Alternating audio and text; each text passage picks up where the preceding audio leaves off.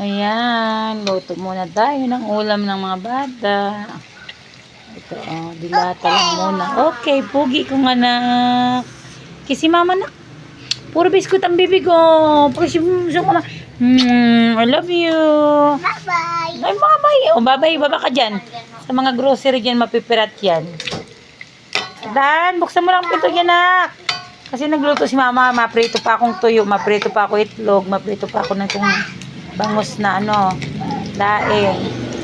Para makasingaw. Tapos yung paksiw pa ditong isda. Piprituhin ko na lang. Maprituhin ko na lang yung paksiw na isda, ha. Para, magpili na lang kayong ulam ninyo kung anong gusto nyo ulam ninyo. Opo. Hi, mama. Kain ka na po. Opo. Anak, sa inodoro magwiwi, ha? Na.